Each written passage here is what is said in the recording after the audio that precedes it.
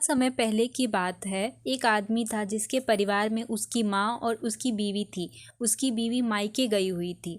उसकी माँ एक दिन कुछ अच्छा खाने के लिए बनाती है और उसे देती है। उसे वो खाना बहुत अच्छा लगता है और वह अपनी माँ से कहता है कि मुझे और चाहिए, लेकिन उसकी माँ कहती है कि अब तो और नहीं है। एक काम करो, जब तुम अपनी बीवी को लेने उसके मायके जाओगे तो वहीं उनसे बनवा लेना। तो वो कहता है कि ठीक है, आप मुझे इसका नाम बता दीजिए, मैं उसे बोलकर बनवा लूँगा। तो उसकी माँ कहती है कि इसे खिचड़ी बोलते हैं। तो वो बोलता है कि कहीं मैं ये जाते जाते भूल ना जाऊँ। तो उसकी माँ कहती है तुम ये शब्द बोलते हुए जाओ ताकि तुम ना भूलो। तो वो कहता है कि ठीक है। उसकी माँ कहती है तुम पूरे रास्ते भर खिचड़ी बोलते हुए जाना। वह आदमी अपनी माँ की बात सुनकर पूरे रास्ते खिचड़ी बोलते हुए जाता है। रास्ते में वह एक पत्थर से टकराता है जहाँ उसका शब्द खिचड़ी खाचिड़ी में बदल जाता है।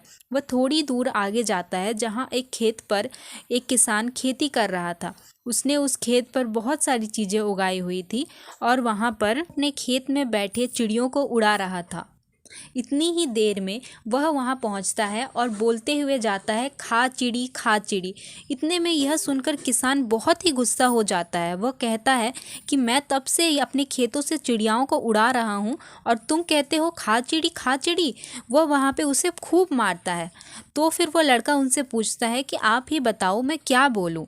इस पर वो किसान उससे बोलता है तुम बोलो कि जा चिड़ी जा चिड़ी। तो वह आदमी जा चिड़ी बोलते हुए आगे बढ़ जाता है। कुछ दूर जाने पर कुछ पुलिस आदमी एक अपराधी को लेकर जा रहे थे। वहाँ वह ये बोलते हुए जाता है जा चिड़ी जा चिड़ी। यह सुनकर पुलिस को लगता है कि वह इस अपराधी को भगाने के लिए आया है, इसलिए वह पुलिस खूब गुस्सा हो जाता है और वह आदमी को खूब मारता है। तब वह आदमी उनसे पूछता है कि आप ही बताएं मैं क्या बोलूं। तो वह आदमी उसे बोलता है आते जाओ धरते जाओ, ये बोलते हुए जाओ। तो आदमी यही बोलते हुए आगे बढ़ जाता है।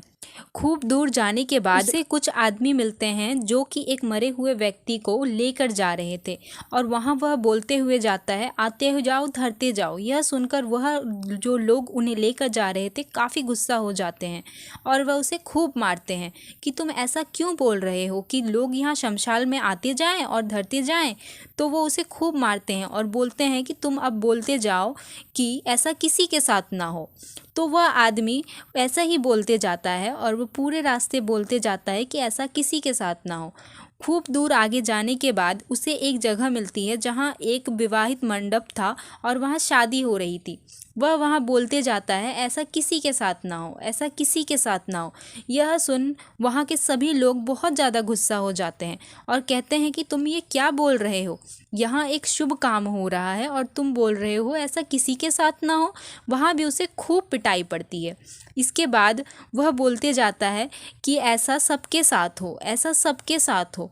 कुछ दूर जाने पर उसे एक जगह मिलती है जहाँ एक बिल्डिंग पर खूब आग लगी हुई थी।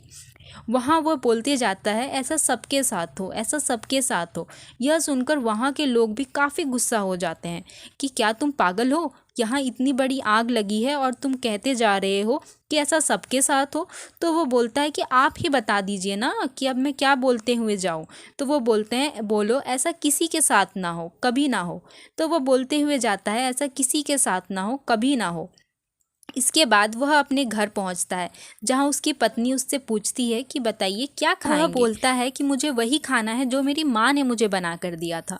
तो उसकी बीवी उसे बार बार पूछती है कि आपको क्या चाहिए, आप बताएंगे तब तो मैं आपके लिए बना पाऊंगी। इसमें वो आदमी काफ़ी गुस्सा हो जाता है और अपनी बीवी को मारने लगता है। फिर उसकी बीवी दर्द से कहराने लगती है और बोलती है अरे बाप रे, मुझे तो मार कर मेरी खिचड़ी ही बना दी। तो वह आदमी बोलता है कि हाँ हाँ, यही तो बनाना है, खिचड़ी।